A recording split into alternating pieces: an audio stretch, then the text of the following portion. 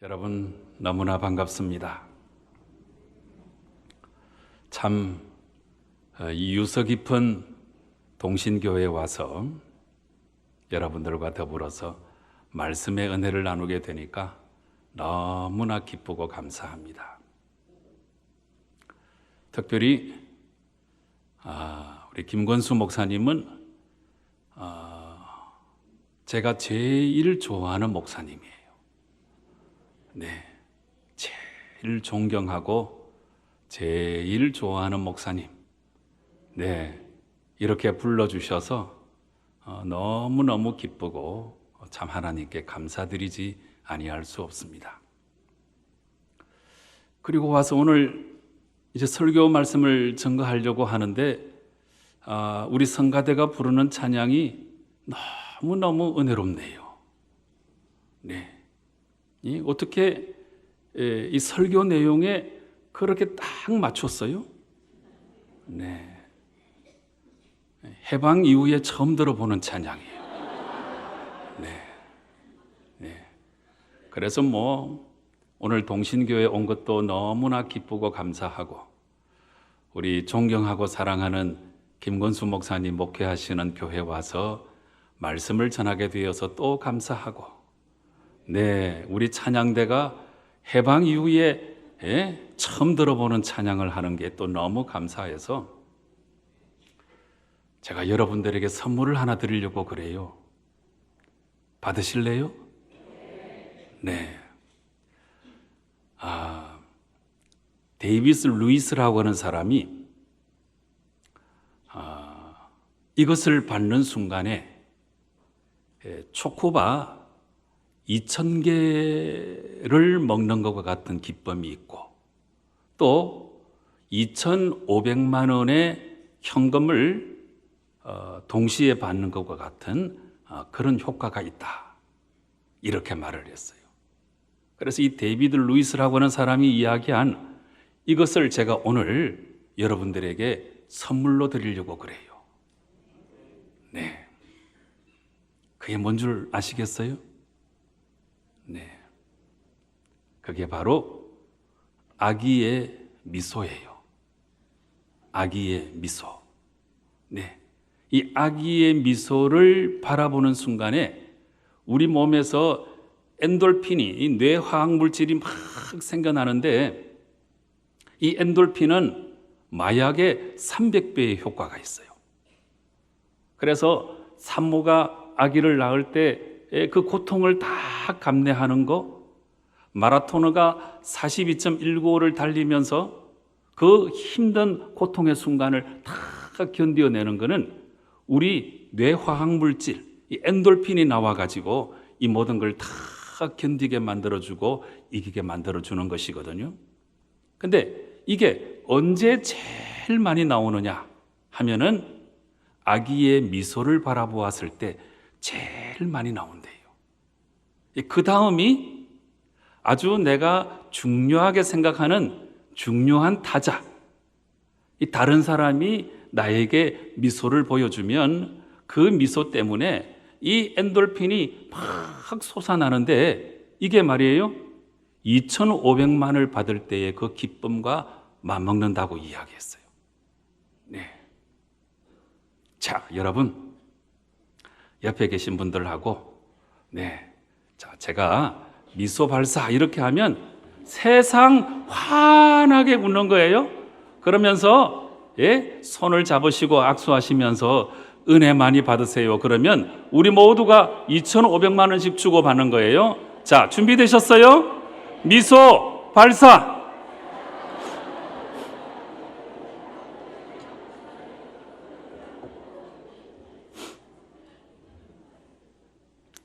네, 참 이 동신교회는 토양이 참 좋은 것 같습니다. 네, 정말 훌륭한 교회입니다.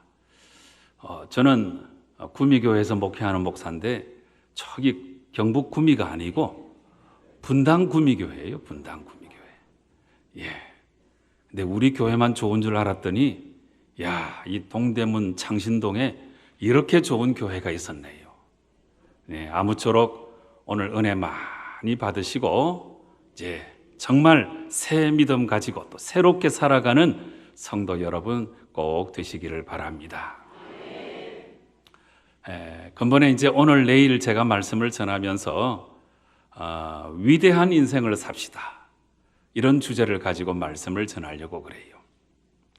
그래서 이제 오늘은 가장 위대한 계명이 뭔지 이걸 여러분과 함께 나누려고 그러고, 내일은 아마 지금까지 여러분들이 듣도 보도 못한 말씀을 제가 전할 거예요. 네, 내일은 가장 위대한 종말에 대해서 제가 말씀을 전하려고 그래요. 이 두 가지가 저는 본질이라고 생각해요. 본질. 신학교 다닐 때부터 제가 참 좋아하는 말들이 많이 있었어요. 네, 그래서 미쳐야 미친다, 이런 말이 있어요. 앞에 있는 미치는 거는 뭐예요? 패션, 열정이고, 뒤에 있는 미친다는 거는 어디 도달한다는 거지요. 우리가 미쳐야 미치는 거예요. 내가 가만히 있으면 하나님도 가만히 계신다, 이런 말도 있고, 네, 그 다음에 홍수가 나면 마실 물이 없다, 이런 말도 있고, 네, 그 다음에 칼 메닝거 박사의 이야기도 제가 참 좋아하는데, 태도가 사실보다 중요하다. Attitude is more important than facts. 사실은 뭡니까? 우리가 살아가는 환경이에요, 환경. 근데 이런 환경보다 내가 내 삶에 대해서 가지는 태도가 100배, 1000배 중요한 거예요. 네. 근데 이렇게 여러 좋은 말들을 많이 제가 마음속에 담고 있지만, 제가 신학교 때부터 제일 귀하게 생각하는 말은 본질에 대한 열정이에요. 본질에 대한 열정. 이 본질에 대한 열정으로 살아가자. 왜 우리가 본질에 대한 열정으로 살아가야 되는가 하면, 이 세상에 비본질이 너무나 많기 때문에, 우리가 까딱 잘못하면 한 번밖에 없는 우리 인생인데, 이 인생을 쓸데없는 것에 매진하다가 쓸데없는 일만 하다가 죽어가는 쓸데없는 인생이 될 수가 있기 때문에, 우리가 정말 끊임없이 본질에 대한 열정을 갖고 살아야 되거든요. 본질이 뭔 줄 아세요? 실존주의 철학자들은 이렇게 말해요. 그것으로 하여금 그것 되게 하는 것이 그것의 본질이다. 마이크로 하여금 마이크 되게 하는 게 마이크의 본질이다. 이 컵으로 하여금 컵 되게 하는 게 컵의 본질이다. 근데 이 컵이 마이크가 되려고 하면 자기 본질을 상실하는 거예요. 이걸 우리 그리스도인의 삶에 한번 적용시켜 볼까요? 그리스도인으로 하여금 그리스도인 되게 하는 것이 그리스도인의 본질이다. 기독교로 하여금 기독교 되게 하는 것이 기독교의 본질이다. 동신교회로 하여금 동신교회 되게 하는 것이 동신교회의 본질이다. 정말 중요해요, 본질. 네. 근데 오늘 제가 드리려고 하는 가장 위대한 계명, 이 말씀하고, 내일 제가 이제 말씀드리려고 하는 가장 위대한 종말, 이 두 가지는 우리의 믿음 생활에 있어서도 그렇고 우리 인생 전체를 두고 볼 때도 가장 본질적인 거예요. 네. 자, 이런 기대감을 가지고 이제 이 말씀에 우리가 함께 임했으면 좋겠는데, 하나님께서 이제 우리를 하나님의 자녀로 삼아 주셨잖아요. 우리가 하나님의 백성이 됐어요. 출애굽기 19장에 보면 시내산 계약이 나오는데, 이 시내산 계약은 이스라엘 모든 역사의 최고봉이에요, 최고봉. 그래서 그 전의 역사는 다 시내산에 오르기 위한 역사예요. 그리고 그 뒤의 역사는 다 시내산으로 돌아가자는 역사예요. 시내산이 왜 이렇게 중요하냐? 하나님께서 이 시내산 계약을 통해서 이스라엘 백성들에게 율법을 주시고 계명을 주시고, 이 율법이나 계명보다 더 중요한 핵심 정신이 뭐냐 하면, 나는 이제부터 너희의 하나님이 되겠다. 너희는 내 백성이 될 것이다. 출애굽은 뭐예요?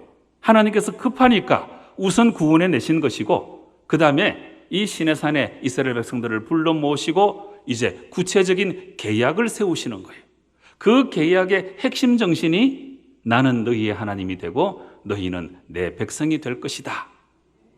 그래서 너희가 이제 내 백성이 되었으니까 내 백성답게 살아야 된다 하는 의미로 주신 것이 바로 율법이고 계명이라 하는 사실입니다. 네. 그래서 하나님께서 이스라엘 백성들에게 허락하신 이 모든 계명의 숫자를 이 유대인 율법학자들이 밥만 먹고 그것만 세어봤어요.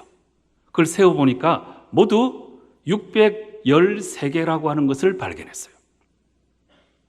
구약에 나오는 모든 계명의 숫자는 모두 613개예요. 이걸 이제 613개를 찾아놓고 또 유대인 율법학자들이 이걸 유심히 바라다 보니까 이걸 이제 두 종류로 나눌 수가 있는 거예요. 네, 248개 더하기 365개로 나눴어요. 이 248개는 뭐냐 하면 적극적으로 하라고 하는 계명이에요. 사랑해라, 내 부모를 공경해라, 충성해라, 네, 율법을 지켜라. 그 다음에 이제 365개는 하지 말라고 하는 계명이었어요. 간음하지 말라, 도적질하지 말라, 거짓말하지 말라, 네, 내 이웃을 해하려고 거짓 증거하지 말라. 하지 말라고 하는 게 365개였어요. 그래서 이제 이걸 가만히 생각해 보니까 365는 뭐예요? 1년 동안의 숫자이죠. 근데 248개는 뭘까요? 248. 네. 248은 놀랍게도 우리 몸의 뼈마디 숫자예요. 이때는 좀 놀래주세요. 예? 기가 막히잖아요? 예?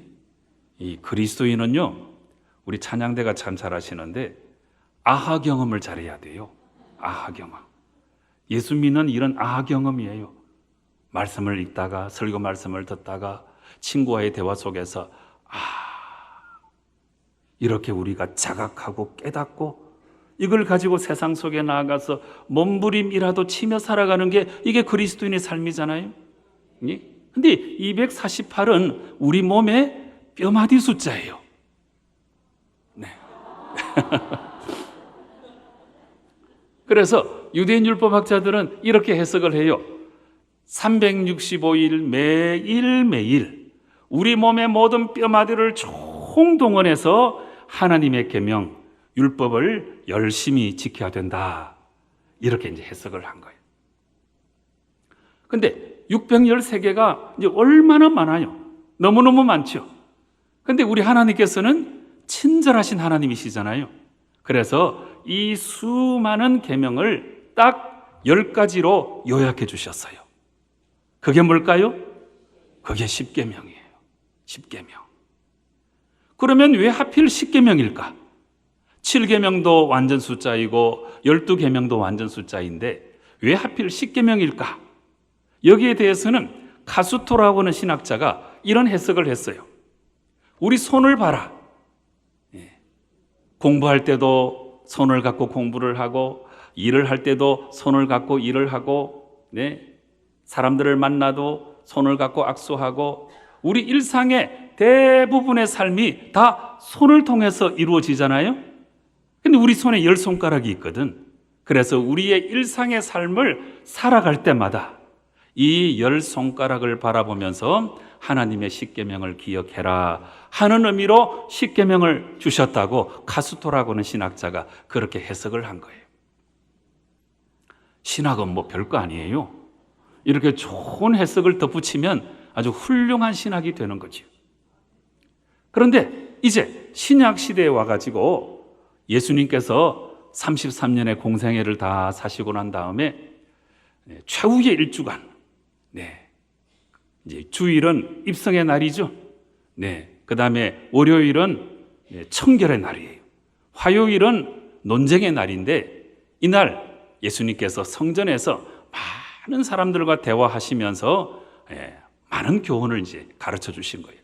근데 어떤 율법사가 나타났어요. 자기가 율법을 잘 행한다는 것을 옳게 보이기 위해서 주님, 가장 크고 첫째 되는 계명이 뭡니까?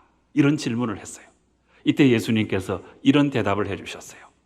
가장 크고 첫째 되는 계명은 네 마음을 다하고 목숨을 다하고 뜻을 다하여 너의 하나님 여호와를 사랑하라 한 것이고, 둘째도 그와 같으니, 이 말의 의미가 뭘까요? 둘째도 그와 같으니, 둘째라고 해서 첫째 다음 가는 게 아니고 둘째도 첫째와 똑같이 중요한 것인데, 그 둘째도 그와 같으니, 그 둘째가 뭐냐 하면 내 이웃을 내 몸과 같이 사랑하라 하는 것이니라. 그래서 하나님 사랑, 이웃 사랑, 이것이 바로 모든 율법과 선지자의 강령이니라, 이렇게 말씀해 주셨어요. 율법은 뭐예요? 구약 성경의 첫째 부분이에요. 선지자는 뭐예요? 예언서를 말씀하는 거예요. 그래서 율법서, 예언서는 구약 성경 전체라고 말할 수 있어요. 그래서 모든 율법과 선지자의 강령이니라 하는 이 말씀은 구약에 나오는 모든 율법, 모든 계명에 가장 중요한 것이 바로 하나님 사랑, 이웃 사랑이다, 이 말씀을 예수님께서 해주신 거예요. 그런데 이 예수님의 뜻을 가장 정확하게 이해하고 가장 잘 받들어 섬긴 사람이 누구냐 하면 바로 사도 바울이죠. 이 사도 바울이 로마서 13장 10절에서 이런 말씀을 했어요. 사랑이야말로 율법의 완성이다. 네. 이 구약의 율법에 613개나 되는 많은 계명들이 등장하는데, 사랑, 이 사랑의 계명이 모든 율법의 완성이라고 딱 종지부를 찍었어요. 여러분, 그래서 사랑이 모든 계명들 가운데 최고의 계명입니다. 네. 그래서 이 사랑의 계명을 가리켜서 The Great Commandment, 가장 위대한 계명이라고 부르는 것입니다. 이 사랑을 알면 기독교 전부를 아는 거예요. 천하 없어도 이 사랑을 모르면 기독교에 아무것도 모르는 거예요. 우리 기독교는 사랑의 종교예요. 성경 말씀은 하나님 사랑의 편지예요. 예수님은 사랑 때문에 우리 가운데 오셨어요. 그리스도인은 어떤 존재이냐? 예수님의 사랑을 깨닫고 사랑의 삶을 살아가다가 하나님 사랑의 나라로 들어가는 존재가 바로 그리스도인이에요. 하나님의 나라는 다른 어떤 곳이 아닙니다. 사랑의 나라예요. 그런데 이 세상을 살아가면서 하나님 사랑의 훈련을 잘 못하고, 그래서 나중에 믿음으로 하나님 나라 들어간다고 해도 그곳에서 사랑하지 못하면 뭐 하나님 나라에 왕따가 있는지 모르겠지만 왕따가 될 거예요. 이 사랑을 체득해야 돼요. 이게 더 그레이트 커맨드먼트, 가장 위대한 계명이기 때문에 이 하나님의 사랑을 진짜 우리가 깨닫고 온 몸으로 체득하고 이 사랑을 흉내라도 내면서 그렇게 살아가는 존재가 바로 그리스도인이다. 이 사실을 여러분 절대로 잊어버리면 안 돼요. 네. 자, 여러분, 그러고 보니까 이 10계명도 사실은 사랑의 다른 표현이에요. 1계명부터 4계명까지는 하나님 사랑하라는 거예요. 나 외에 다른 신을 내게 두지 말라. 무슨 뜻입니까? 하나님만을 사랑하라는 거예요. 5계명부터 10계명까지 하나님 사랑하는 그만큼이나 내 이웃을 사랑하라는 거예요. 내 부모를 공경하라. 무슨 뜻이에요? 내 부모님을 사랑하라는 거예요. 결국은 사랑이 남는 거예요. 모든 계명들 가운데 최고의 계명, The Great Commandment는 다름이 아니고 바로 사랑의 계명이다. 네, 이걸 우리가 믿음의 삶을 살아가면서 절대로 잊어버리면 안 되는 것입니다. 우리가 하나님을 믿고 있잖아요. 네. 근데 우리 하나님은 삼위일체 하나님이시죠? 삼위일체 하나님. 네. 삼위일체 하나님이신데, 이 기독교 교리가 막 만들어질 그때는 하나님은 세 분이시다 그러면 이단이었어요. 그리고 하나님은 한 분이시다 이래도 이단이었어요. 하나님은 세 분이시다 하는 이단을 삼신론 이단이라고 그래요. 삼신론 이단. 네. 그 다음에 하나님은 한 분이시다 이렇게 말하는 걸 일신론 이단이라고 그랬어요. 그래서 이제 기독교 교리가 쭉 만들어져서 하나님은 어떤 분이시냐? 삼위일체 하나님이시다. 이렇게 이제 고백을 하게 된 거죠. 근데 이제 역사 속에 이 삼위일체론이 이렇게 만들어지는 과정에서 수많은 이단들이 생겨났어요. 이 삼신론 이단은 AD 4세기 이후에 다 사라졌어요. 그런데 일신론 이단은 지금까지도 기승을 부리고 있어요. 이 일신론 이단은 두 종류로 나누는데 한 가지는 종속론이 아리우스주의라고 말하고 그 다음에 또 한 가지는 양태론입니다. 사벨리우스주의라고 말하는데 이 종속론은 성부 하나님은 위대하신 하나님인데 성령이나 예수님은 거기에 종속되어 있다 이렇게 보는 거예요. 이게 종속론이에요. 오늘날 여호와의 증인이 대표적인 종속론 이단이에요. 그 이름에서 벌써 이단성이 나타나 있죠. 여호와 증인이잖아요. 그리고 예수님의 증인 안 하겠다는 거예요. 그게 예수님 증인 안 하고 여호와의 증인 하겠다는 거예요. 예수님은 열등한 신이라고 보는 거예요. 여호와 증인의 개념은. 네. 그 다음에 이제 양태론, 사벨리우스주의라고 하는 거는 하나님은 한 하나님이신데 어떤 때는 하나님으로, 어떤 때는 예수님으로, 어떤 때는 성령님으로 나타났다. 이렇게 보는 게 이게 이제 바로 이 양태론이에요. 근데 이 두 가지 다 틀렸어요. 네.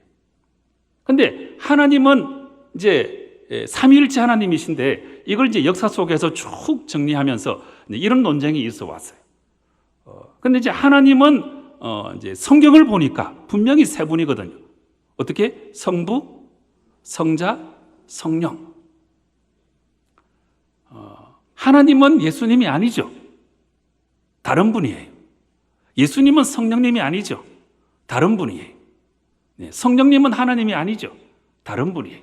성경에 보면 분명히 하나님은 세 분 하나님으로 나타나요. 그런데 네. 하나님은 세 분이라고 그러면 이단이 되니까 그러면 어떻게 셋이 하나인가 남아 있잖아요. 자, 이 질문 앞에 기가 막힌 개념이 이제 등장해요. 어떻게 세 분 하나님이 하나가 되는가? 네. 바로 이 문제에 대한 설명은 지금까지 기독교 역사 가운데 제일 잘 설명한 사람들이 누구냐 하면 갑바도기아 교부들이 설명을 했는데, 네. 페리코레시스라고 하는 용어를 갖고 왔어요. 페리코레시스. 이거는 이제 우리나라 말로 하면 순환이라고 하는 개념이에요. 순환. 이 순환이 뭐냐 하면 요한복음 14장에 나오는 개념. 아버지가 내 안에, 내가 아버지 안에. 나를 본 자는 아버지를 보았다. 우리 예수님은 한 번도 내가 하나님이다 이런 말씀을 하신 적이 없었어요. 내가 아버지 안에, 하나님이 내 안에. 이 말씀은 수도 없이 하셨죠. 그래서 세 분 하나님이신데 이 세 분 하나님이 페리코레시스, 순환 속에서 너무너무 사랑한 나머지 세 분 하나님이 그 절대적 사랑의 힘으로 한 분으로 존재하는 게 이게 삼위일체론이에요. 그래서 상호 침투, 네, 상호 의존, 이런 관계 속에서 세 분 하나님이 하나로 존재하시는 게 이게 바로 삼위일체론이에요. 그러고 보니까 삼위일체론은 관념적인 신학을 우리에게 알려주려고 하는 게 아니고 이게 아주 실천적인 개념이 있는 거예요. 그래서 삼위일체론은 뭐냐? 우리 하나님의 존재 방식을 보여주는 거예요. 기가 막히죠? 그 하나님의 존재 방식이 뭐냐? 그게 바로 사랑의 힘으로 하나로 존재하시는 거예요. 이와 같은 사실들을 다 깨우친 사도 요한이 요한 1서 말씀에서 이렇게 말씀했어요. 하나님은 사랑이시라. 이 표현을 주의하셔야 돼요. 하나님은 사랑이 많은 분이시다. 그러지 않았잖아요. 하나님은 사랑이시라. 하나님은 사랑 그 자체라는 거예요.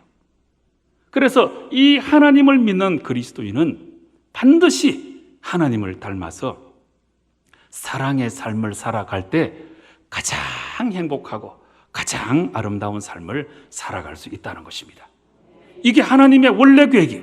오리지널 디자인. 하나님께서 우리를 만드셔서 너희는 이렇게 살아야 된다. 이렇게 딱 만들어 놓으신 하나님의 원래 계획, 하나님의 오리지널이 바로 사랑의 삶인 거예요.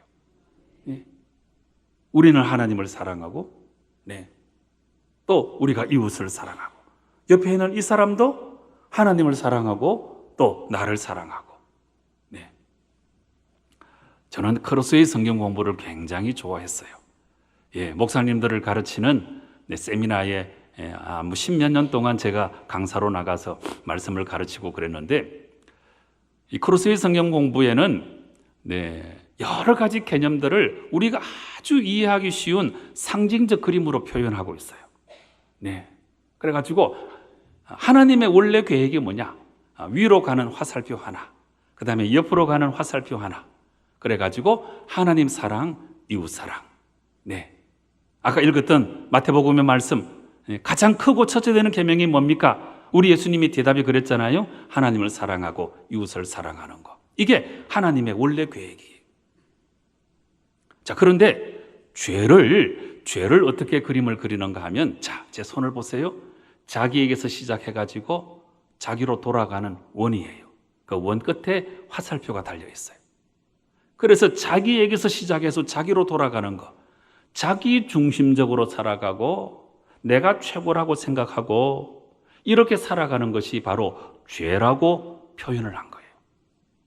이 크로스웨이 성경 공부의 저자 해리 웬터 목사님이 한국에 왔을 때 제가 우리 교회에 모셨어요.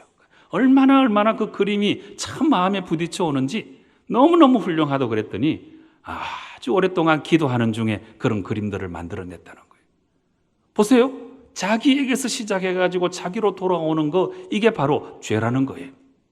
자, 그러면 여기에서 이 죄의 지평이 좀 넓어져야 돼요. 거짓말하는 거 죄죠. 간음하는 거 죄죠. 도적질하는 거 죄죠. 자기만을 위해서 공부하는 것도 죄입니다. 자기 자신만을 위해서 사업하는 거 죄입니다. 하나님의 원래 계획은 그런 게 아니에요. 하나님을 사랑하고 이웃을 사랑하고, 이게 하나님의 원래 계획입니다. 그런데 인간 속에 죄가 들어옴으로 말미암아 자기에게서 시작해서 자기로 돌아가는 거예요. 이게 바로 죄악이라고 성경은 우리에게 알려주고 있는 거예요. 여러분, 이와 같은 사실들을 우리가 깨우치고 정말 우리의 삶을 이제 자아중심성, 나만을 위하는 삶에서 벗어나서 하나님을 사랑하고 이웃을 사랑하는 삶으로, 가장 위대한 계명을 실천하는 삶으로 우리의 삶이 바뀌어져야 돼요. 네. 정말 우리가 바로 이 사실을 체득해야 하나님의 뜻을 깨닫게 되는 것이고 진짜 예수 믿는 거예요. 저는 상담학을 공부한 사람이거든요. 그러면 상담학을 공부하면 반드시 참조하는 책이 있어요. 뭐 이 책도 있고 저 책도 있고 자기 취향에 맞추어서 많은 책들을 그렇게 이제 읽게 되는데, 모든 상담학 공부하는 사람들, 모든 심리학자들, 또 모든 정신과 병원 의사들이 다 보는 책이 한 권 있어요. 그걸 이제 DSM이라고 하는 책인데, 미국 정신의학학회에서 전 세계의 정신병을 다 모아놓은 책이에요. 그래서 2주 동안 뭐 이런 증세가 나타나면 이거는 무슨 병이다. 전 세계의 정신병을 다 모아놨어요. 우리나라의 화병도 거기 들어있어요.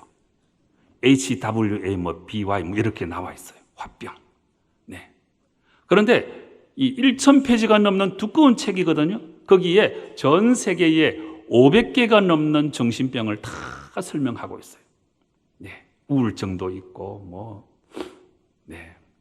공황증도 있고, 네. 신체화 장애도 있고, 건강염려증도 있고, 다 있어요. 근데 이런 병들 다 나을 수가 있어요. 네. 우울증도, 여러분, 요새 현대인의 우울증이 참 많잖아요. 이런 말씀 드려야 여러분들이 또 은혜가 되실 텐데, 작년 5월 달에 저희 집사람하고 제가 많이 아파가지고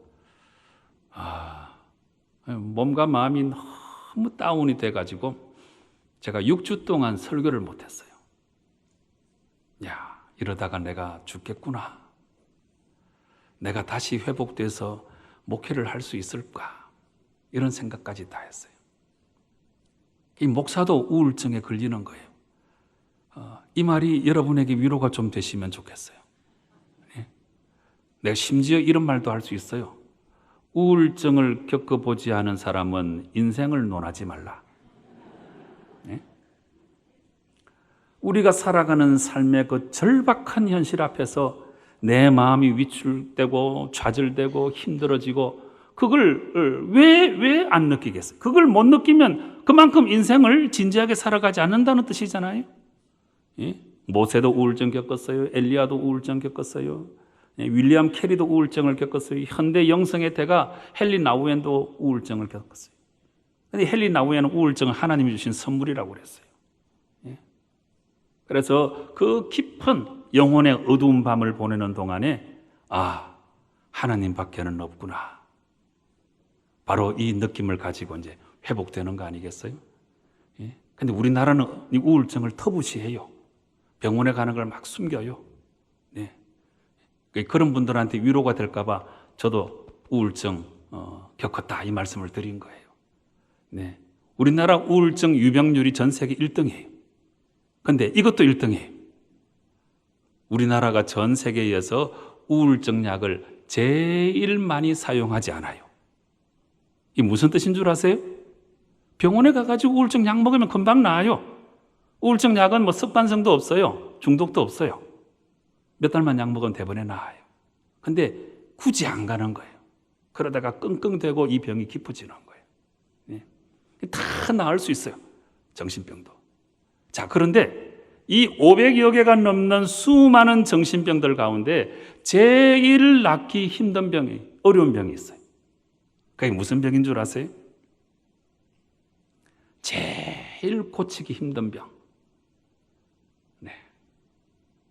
자기애적 성격 장애예요. 예. 자기애적 성격 장애. 예. 너무너무 자기중심적이에요. 예. 나는 아무 문제가 없다는 거예요. 내로남불의 극치예요. 끊임없이 손가락질해요. 다른 사람을 판단해요. 말을 함부로 해서 상처를 끼쳐요. 그러면서도 양심의 가책을 전혀 받지 않아요. 이런 자기애적 성격 장애는 내가 병에 걸렸다는 것을 모르기 때문에 고치기 힘든 거예요. 나는 괜찮다는 거예요. 네? 여러분, 자기애적 성격 장애의 그 근본을 우리가 거슬러 올라가 보면 악한 마귀 사탄과 맞닥뜨리는 거예요. 악한 마귀 사탄은 끊임없이 우리에게 이런 마음을 심어주는 거예요. 네가 최고다. 네가 주인공이야. 네가 모든 영광을 얻어야 돼. 하나님의 원래 계획과 위배되는 거예요. 하나님의 원래 계획은 뭡니까? 하나님을 사랑하고 이웃을 사랑하는 거예요. 이렇게 살라고 하나님께서 우리 인간을 디자인해 놓으신 거예요. 그런데 악한 마귀 사탄은 아니야. 네가 최고야. 네가 주인공이 돼야 돼. 그래서 이 자기애적 성격 장애에 빠지면 이 교회 안에도 이런 사람이 종종 있어요. 네, 항상 자기가 주인공이 되려고 그러죠. 다른 사람 함부로 손가락질하죠. 말로 상처를 끼치죠. 모든 것 자기가 주인공이 돼야 돼요. 굉장히 고치기 힘든 병이에요.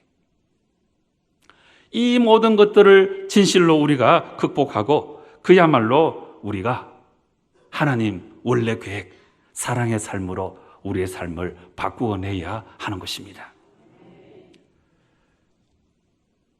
캐나다에서 있었다고 알려지는 실화 한 토막을 소개해 드릴게요.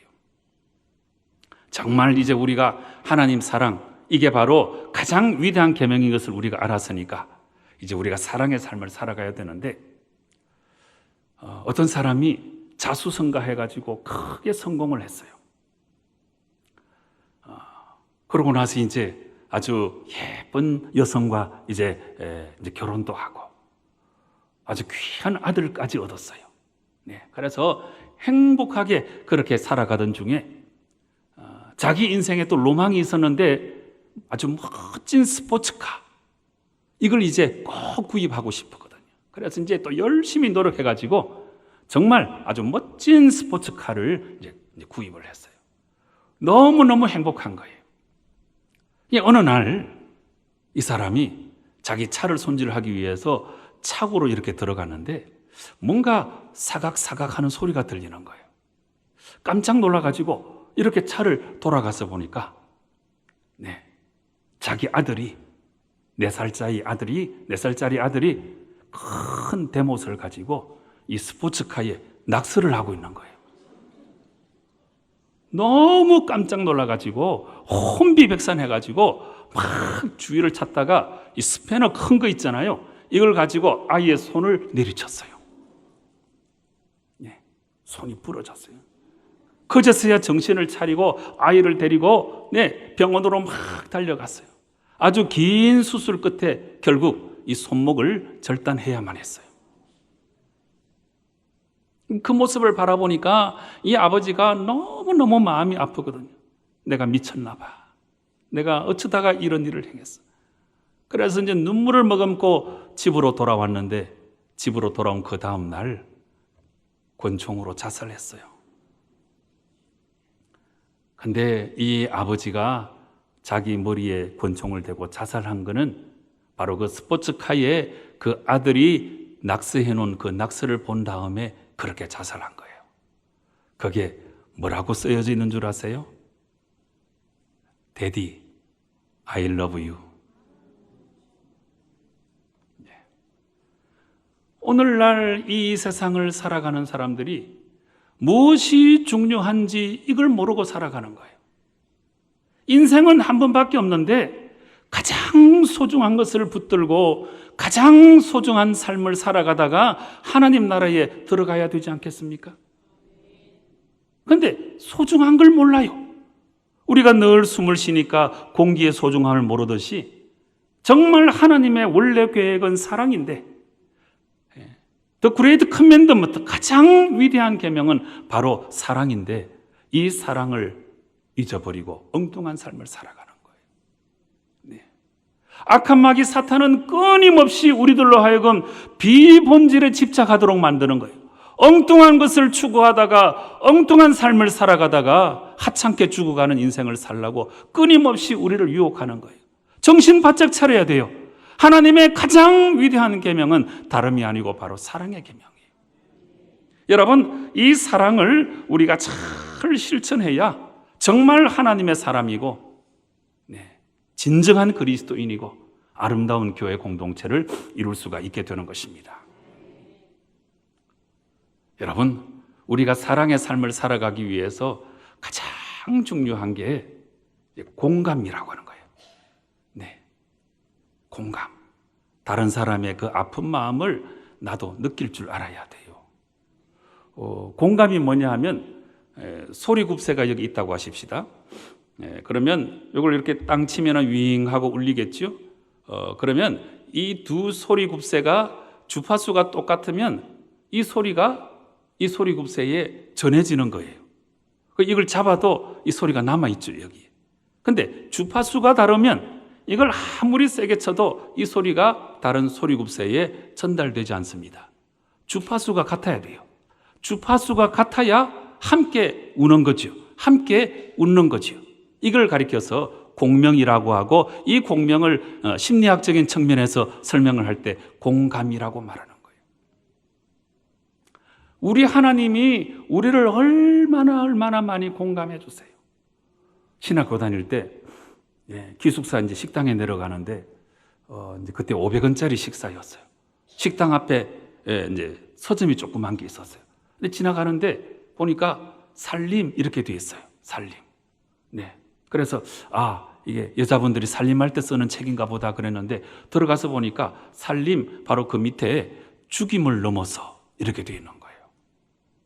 그래서 이제 그 책을 보고 제가 또 은혜를 많이 받았는데, 자, 여러분, 이 공감이라고 하는 이 책을 가지고 공부를 하다 보면 우리 하나님이 우리 문제에 대해서 얼마나 아파하시는지, 우리보다 더 아파하시고 우리보다 우리 문제에 더 깊이 개입하시고 공감해 주시는 하나님이시죠. 우리 하나님은 파토스의 하나님이세요. 파토스. 로고스의 하나님이 아니고, 물론 로고스의 하나님이시기도 하지만 파토스의 하나님, 우리 가슴으로 느끼는 하나님, 하늘에서 스스로 만져가고 계신 하나님이 아니고 우리 가운데 오셔서 우리의 고통을 감내하시고 우리와 함께 아파하시는 파토스의 하나님이세요.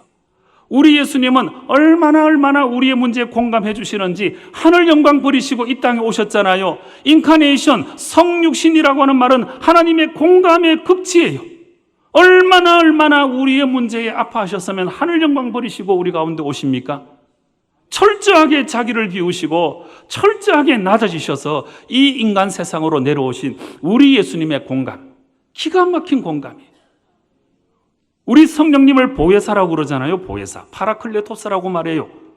이 파라클레토스는 파라칼레오라고 하는 말에서 왔어요. 파라칼레오라고 말은 파라, 곁에서 칼레오, 부르다 그런 뜻이. 곁에서 이름을 부르는 게 파라칼레오인데 이 말이 위로하다는 뜻이 되고 이 위로하다는 파라칼레오의 명사형이 파라클레토스가 된 거예요. 위로자예요. 우리의 친구, 프로텍트, 우리의 보호자, 카운셀러, 우리의 상담자, 네? 프렌드, 우리의 친구, 힐러, 우리의 치유자, 가이드, 우리의 인도자.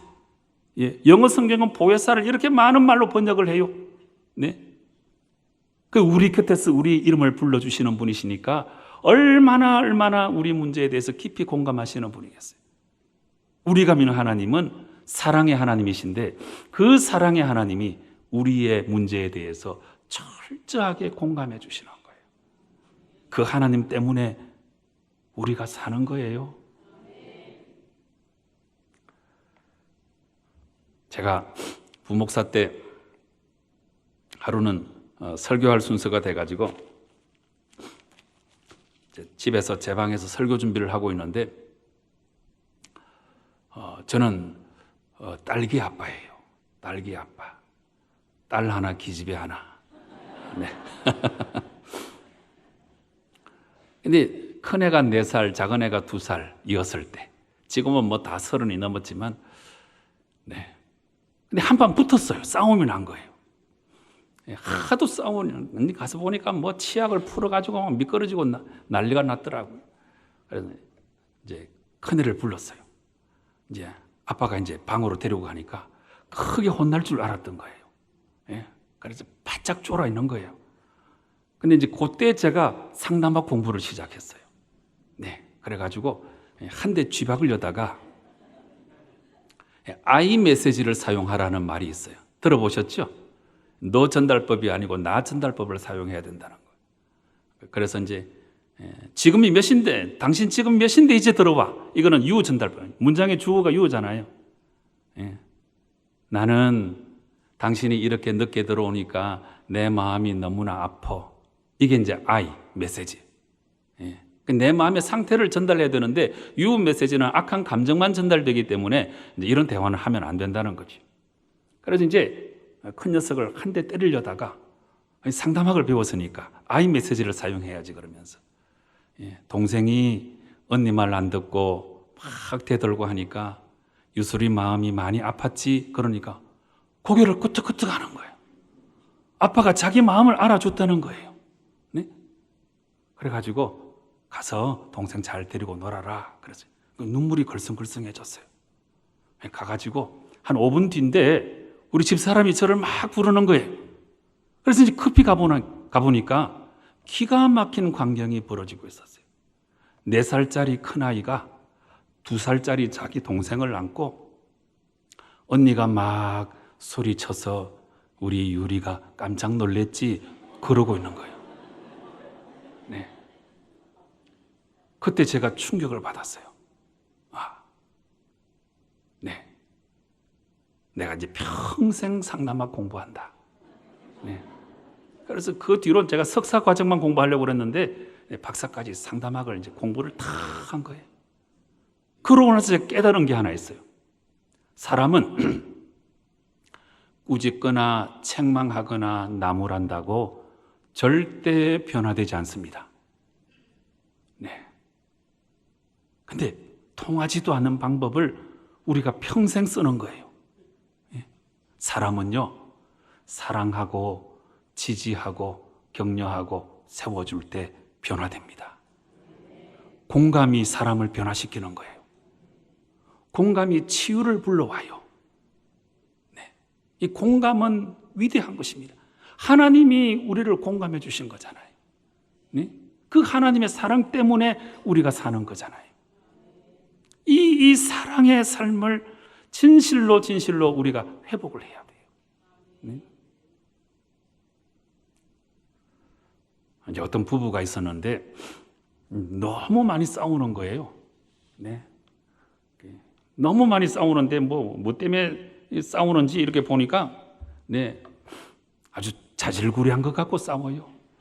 네. 치약 짜는 것 갖고 싸워. 네. 아내는 밑에서부터 이렇게 말아 올리는데 네. 남편은 가운데서 푹 이렇게 짜는 거예요. 네. 우리 집에는 어떤 내용 갖고 싸우는가 하면 그 화장실에 두루마리 휴지를 이렇게 걸잖아요. 저는 이제 깔끔한 성격이라 이 끝다리가 안쪽으로 내려가면 좋겠어. 근데 그렇게 이제 꽂아 놓으면 우리 집 사람은 그걸 획가닥 바꾸나요. 앞쪽으로 떨어지도록 이렇게. 뭐 부부가 싸우는 게 항상 이런 것 갖고 싸우는 거예요. 앞으로 대한민국 경제가 어떻게 될 것인가 이거 갖고 안 싸워요. 근데 이제 여러분들이 정말 남녀간의 아름다운 조화를 이루려고 하면 이 책은 꼭 읽어야 돼요. 화성에서 온 남자, 금성에서 온 여자.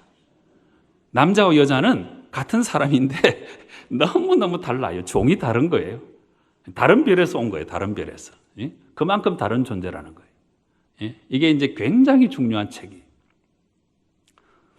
근데 이 안수 집사님, 이 권사님 부부도 너무 싸우는 거예요. 근데 이 집은 뭐 때문에 싸우냐 하면은 저녁 5시만 되면 남편이 온 집안에 다니면서 이제 불을 다 켜는 거예요. 아직 해가 남아 있는데, 아직 환한데, 그 불을 다 켜는 거예요. 근데 아내는 또 알뜰한 당신.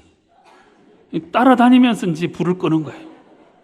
이것 때문에 뭐 왜 불을 켜냐? 아직도 환한데 왜 불을 켜냐? 뭐 불 좀 켜놓는다고 뭐 달라지냐? 뭘 그렇게 아끼냐? 이러면서 막 싸우는 거예요. 하도 싸우니까 담임 목사님께서 부부 세미나를 보냈어요. 부부 세미나. 그래서 이제 남녀의 차이도 좀 알고 대화하는 법도 좀 익히고 그렇게 하라고 부부 세미나에 보낸 거예요. 근데 이제 둘째 날쯤 됐는데 강사님이 이제 1시간 시간을 줄 테니까 각자 자기 숙소로 돌아가서 30분씩 자기 원가족 이야기를 하고 와라. 원가족은 결혼하기 전에 가정이 있잖아요. 그 원가족 이야기를 충분히 하고 와라 그랬어요. 이제 아내가 먼저 했어요. 네. 아내는 참 다복한 집안에서 참 행복하게 그렇게 살아온 거예요. 근데 이제 남편이 이제 이야기를 하는데 이 남편은 시골 깡촌에서 산 거예요. 네. 그리고 이제 동네에서 자기 집이 이 산등성이로 한참 떨어져 있었어요. 그리고 이제 그때는 다 이제 맞벌이 시절이니까 아빠는 나가서 일하다가 한참 늦게 들어오고 엄마도 맞벌이 나갔다가 9시나 돼서 들어오고. 네. 근데 이제 자기 혼자밖에 없으니까 독자니까 또 자기 집이 동네에서 한참 떨어져 있으니까 해가 지면 산골짜기에 어둠이 갑자기 밀려오잖아요. 그래서 이제 어두운 게 너무 싫었던 거야. 네. 그래서 어두운 게 너무 싫어가지고 아직도 서산에 햇자락이 남아있을 때 그때 내가 불을 켜기 시작했어. 남편이 결혼한 이후에 처음으로 하는 이야기예요. 그 이야기를 듣고 아내가 눈에서 눈물이 주르르 흐르는 거예요. 그러면서 자기도 모르게 이런 표현이 터져 나왔어요. 그랬구나. 여러분,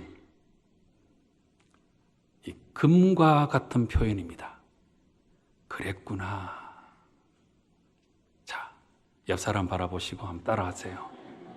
그랬구나. 네. 정말 금과 같은 표현이에요. 예. 그래서 이제 아내가 눈물을 줄 흘린 거예요. 부부 세미나를 마치고 네, 이제 집에 돌아왔습니다. 그 다음 날이 됐어요. 보통 남편이 5시가 되면 이제 불을 켰거든요.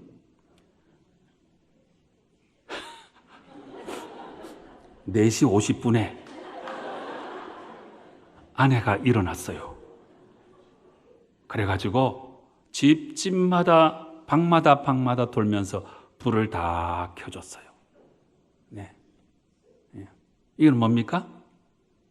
그랬구나. 얼마나 무서웠을까? 얼마나 외로웠을까? 얼마나 힘들었을까? 네. 그 자기 마음이 치유가 된 거잖아요. 그동안 남편과 싸웠던 게. 그래서 4시 50분에 불을 다 켜준 거예요. 5시가 됐어요. 남편이 방마다 돌면서 불을 다 껐어요. 네. 이거는 뭐예요? 치유가 된 거죠. 치유가. 네. 네. 공감이 치유를 불러오는 거예요. 공감이. 네. 여러분 참 인생이 힘들어요. 그렇지 않습니까? 살아보면 살아볼수록 힘들잖아요. 근데 누가 내 마음을 알아주면 얼마나 기쁩니까? 네? 누가 내 마음 알아주면 그렇게 좋잖아요. 그 찬송가 몇 장인가요? 세상 모두 사랑 없어 쓸쓸하게 한없다. 4절인가? 아이들도 사랑받기 위해서 소리 지른다고 그랬어요. 어른이나 아이나 남자나 여자나 누가 내 마음을 알아주면 그렇게 좋은 거예요. 여러분 잘 공감해 주시고 그랬구나 이렇게 응답해 주시고 사랑해 주시고 그렇게 살아가셔야 돼요. 인생이 힘들어요. 예, 여러분들도 삶의 현장에서 참 힘들잖아요. 목사도 힘들어요. 네. 뻐꾸가 너는 왜 우니? 뻐꾸가 너는 목회도 안 하는데 왜 우니? 이런 시가 있어요. 어떤 여행팀이 태국에 갔어요. 태국에. 네. 근데 처음부터 끝까지 양복을 입고 따라다니는 분이 계셨어요. 그 여행팀이 이제 동물원에 갔어요. 큰 코끼리가 있는 거예요. 사육사가 이렇게 말했어요. 누구든지 이 코끼리 눈물을 흘리게 하는 사람이 있으면 큰 상품을 주겠다고 그랬어요. 이 사람 가서 해보고 저 사람 가서 해봐도 뭐 코끼리가 왜 난데없이 눈물을 흘리겠어요? 근데 아까 양복 입은 그 사람이 그 코끼리에 다가가서 귀에다 대고 소곤소곤 했는데 코끼리가 눈물을 뚝뚝 흘리는 거예요. 이 사육사가 깜짝 놀란 거예요. 한 번도 이런 적이 없는데. 그래서 이 사육사가 궁금해가지고 그 양복 입은 신사한테 물었어요. 당신 뭐라고 그랬길래 우리 코끼리가 눈물을 흘리냐? 그랬더니 그분이 하는 이야기가 너 목회 한번 해볼래?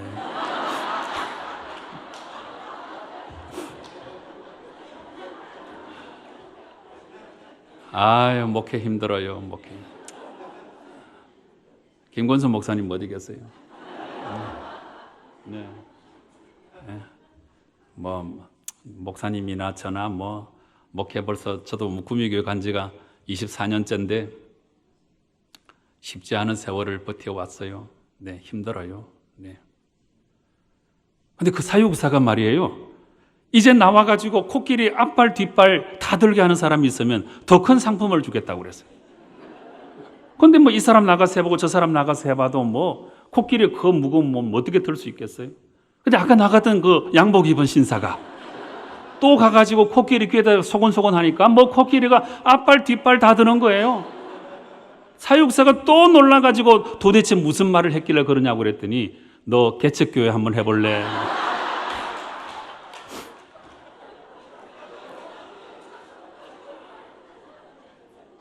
아유, 목회 힘들어요. 네. 뻐꾸가 너는 왜 우니? 뻐꾸가 너는 목회도 안 하는데 왜 우니? 네. 여러분들도 힘드실 거예요. 유시와 시인이 쓴 시 가운데 이런 시구가 있어요. 눈을 깜빡이는 것마저 숨을 쉬는 것마저 힘든 때가 있었다. 그러죠? 네. 인생을 좀 살아보신 분들은 지금 고개를 끄덕끄덕 하세요. 지금은 숨 쉬는 거 하나도 힘 안 들잖아요. 그런데 인생의 공고한 날이 찾아오면 숨 쉬는 것도 힘든 때가 있어요. 네. 작년 5월 달에 제가 그랬어요. 6주 동안 제가 설교를 못했다니까요. 몸과 마음이 다 다운돼가지고. 지금 눈 깜빡이는 거 하나도 힘 안 들죠. 인생의 공고한 날이 찾아오면 눈을 깜빡이는 것조차 힘든 때가 있어요. 인생이 내 원하는 대로 안 되잖아요. 수도 없는 반대편의 경험을 해요, 우리가. 이렇게 되었으면 좋겠는데 저렇게 되고. 네. 제가 교육전도사 할 때 여기 왕십리 무학교에서 교육전도사를 했어요. 네. 그래가지고 지하철을 타고 이제 가는데, 아이들이 이제 그 입구에서 막 장난을 치는 거, 문이 닫히는데 막 한 친구를 막 밖으로 내밀고 막 그러다가 막 이렇게 뒷걸음질 해오는데, 이제 이렇게 하다가 이제 머리가 낀 거예요. 그래가지고 이제 빨리 이렇게 머리를 뺐지요. 근데 옛날 아이들이 여기 무스를 세워가지고, 근데 이 머리카락이 딱 낀 거예요. 그 고무가 달려있으니 이게 안 빠지잖아요. 그래서 막 열려고 노력하다가, 친구야, 안 되겠다. 다음 역에 가서 머리카락 빼자. 그러고 이제 이러고 가는 거예요. 이러고. 그 모습을 보니까 얼마나 우스워요. 근데 그 다음 역에 이제 도착을 했는데 그쪽 문이 열린 게 아니고 반대편 문이 열린 거예요. 그제서야 막 그 열차 안에 있던 손님들이 막 고함을 치면서 이제 웃어. 저도 이제 강변역에 내려가지고 이제 장신대 기숙사로 올라가는데 그게 자꾸 생각이 나는 거예요. 이러고 가는 모습이. 그렇게 올라가다가 제가 무릎을 쳤어요. 아, 이게 인생이구나. 우리는 수도 없이 반대편의 경험을 하는구나. 이렇게 되었으면 좋겠는데 저렇게 되고, 네, 건강했으면 좋겠는데 병이 찾아오고, 마음이 평안했으면 좋겠는데 눈물 흘리고 탄식할 때도 있고. 이 인생이 힘든 거예요. 여러분들도 힘들고, 목사도 힘들고, 어른도 힘들고, 아이도 힘들고. 네. 대상관계 이론이라고 하는 게 있어요. 애가 태어나가지고 6개월 동안은, 네, 그 아이가 어떤 상태에 있는가 하면 2개월 동안은 자폐의 기간을 거친대요. 네. 그러고 나서 이제 6개월 돼가지고, 아, 엄마가 내가 아니구나, 이걸 깨닫는데, 이때 그 분리될 때 그 경험이 굉장히 뼈아픈 경험이에요. 6개월 됐을 때. 그때 엄마의 대용품을 찾아요. 뽀뽀자락을 만지작거리며 잔다든지. 근데 그런 거 확 뺏으면 안 돼요. 이 대상관계 이론이 다 나오는 거예요. 아이들 태어나가지고 방긋방긋 웃고 있지만, 아이들도 엄마와의 해리, 분리의 이 시간에 엄청난 고통을 겪는 거예요. 이 갓난아기도 그렇고, 어른도 그렇고, 남자도 그렇고, 여자도 그렇고, 인생이 참 힘든 거예요. 그렇기 때문에 사랑해야 돼요. 사랑해야 돼요. 사랑을 모르고 자기만 잘 되면 그만이라고 살아가는 것은 그리스도인이 아닙니다. 여러분, 예수님 오실 그 당시가 어떤 시대입니까? 팍스 로마나 시대잖아요. 힘에 의한 평화. 예? 힘에 의한 평화. 제국주의가 만연하던 시대잖아요. 그때 예수님께서 사랑을 부르짖은 거예요. 예? 오늘 본문에, 예? 내가 새 계명을 너희에게 주노니 너희가 서로 사랑하라. 네. 이로써 너희가 내 제자인 줄 사람들이 알게 될 것이다. 사랑해야 그리스도인이고, 사랑해야 우리가 그리스도인인 것을 세상 사람들이 안다는 거예요. 근데 사랑의 계명이 옛날에도 있었는데 왜 예수님께서 새 계명이라고 그러셨을까요? 새 계명. 그 새 계명은 뭐냐? 사랑은 같은 사랑이지만 예수님의 사랑을 체험한 사람만이 다른 사람을 사랑할 수 있는 거예요. 내가 새 계명을 너희에게 주노니, 보세요, 내가 너희를 사랑한 것 같이 너희도 서로 사랑하라 말씀하신 거예요. 예수님의 사랑을 가슴으로 느껴보지 못한 사람은 다른 사람을 사랑할 수가 없어요. 얼마나 우리를 사랑하시는지 하늘 영광 버리시고 이 땅에 내려오신 그 예수님의 인카네이션 성육신의 사랑을 체득한 사람만이 다른 사람을 사랑할 수 있는 거예요. 바로 이 사실을 깨달으시고, 네, 인생이 너무너무 힘들기 때문에 우리가 사랑해야 되고 공감해 줘야 되는, 그렇게 살아가는 것이 사람을 살리는 거예요. 예수님의 사랑을 기억하고 예수님의 사랑을 흉내라도 내면서 살아가는 게 그리스도인의 삶의 모습이에요. 그렇기 때문에 제가 이 말씀하고 이제 오늘 말씀을 마칠게요. 앞으로 교회 안에서 바른 말 하지 마세요. 바른 말 하지 마세요. 교회 안에서는 좋은 말 해야 돼요. 좋은 말. 자, 여기 두 집이 있어요. 첫 번째 집이 있어요. 자, 이 집에서 아이가 마룻바닥을 뛰어다니다가 엄마가 아끼는 접시를 깨뜨렸어요. 엄마가 뛰쳐나오면서 이놈아 너는 눈도 없냐? 아빠가 뛰쳐나오면서 저 아까운 걸 깨뜨렸네. 할머니가 뛰쳐나오면서 집안이 왜 이렇게 시끄러우냐? 아이가 문을 꽝 닫고 나가버렸어요. 비행 청소년이 될 확률이 높아요. 자, 이 집에 역시 아이가 막 뛰어다니다가 엄마가 너무너무 아끼는 예쁜 컵을 깨뜨렸어요. 엄마가 뛰쳐나오면서 얘야 다치지 않았니? 아빠가 뛰쳐나오면서 야, 넌 많이 아프겠다. 할머니가 뛰쳐나오면서 할미가 아까 그 컵을 봤는데 내가 치웠으면 네가 안 다쳤을 텐데 내가 미안하구나. 이 집의 아이는 컵을 깨뜨리고도 행복한 거예요. 질문. 이 집이 잘 되겠어요? 이 집이 잘 되겠어요? 네? 네. 네. 여러분, 왜 바른 말을 하면 안 되는가 하면 성경적으로 제가 풀이해 드릴게요. 상담학적으로. 네? 네. 바른 말을 제일 잘하는 존재가 누군 줄 아세요? 바른 말을 제일 잘하는 존재. 악한 마귀 사탄입니다. 왜? 마귀는 우리를 정죄하는 존재잖아요.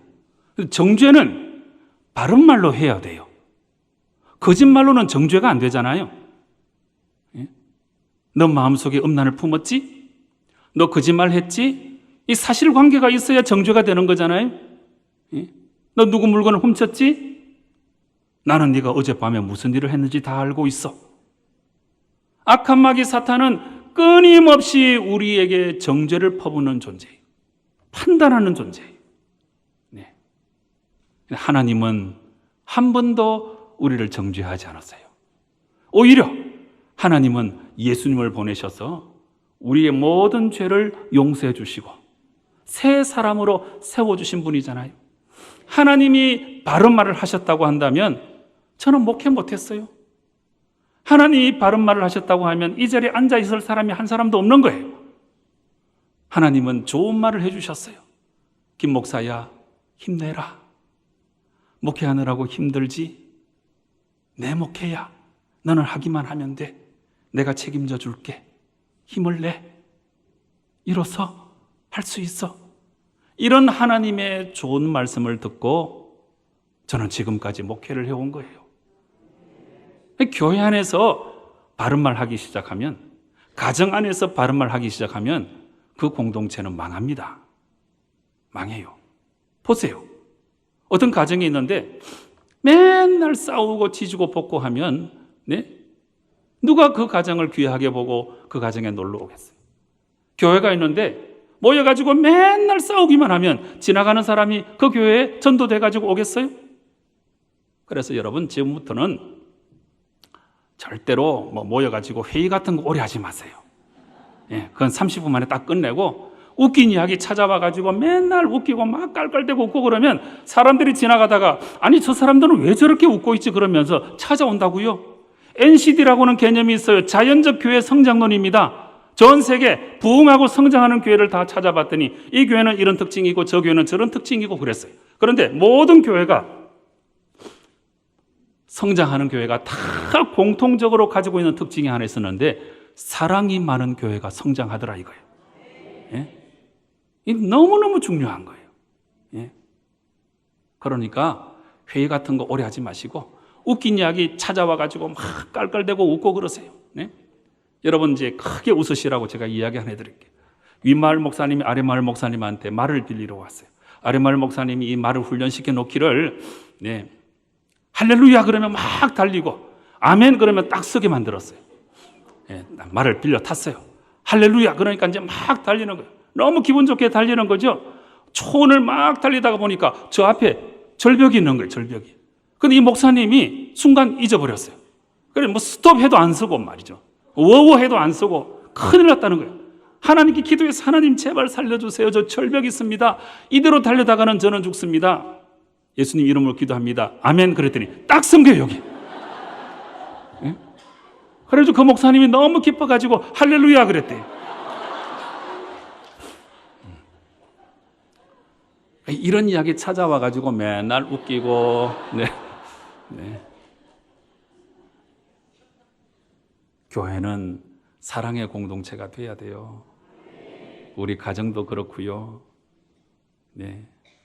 사랑을 잘 실천하려고 하면 먼저 공감을 잘해야 돼요. 공감. 여러분, 가장 위대한 계명은 다름이 아니고 사랑의 계명입니다. 613개나 되는 수많은 계명 가운데 The Great Commandment는 바로 사랑입니다. 사랑해야 하나님을 알아요. 네. 사랑해야 그리스도인입니다. 기독교는 사랑의 종교예요. 성경은 사랑의 편지입니다. 우리가 죽어서 가는 하나님 나라도 사랑의 나라예요.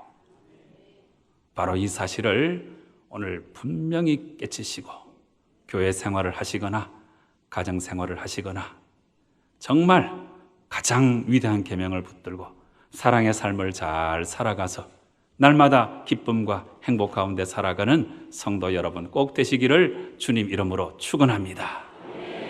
기도하시겠습니다.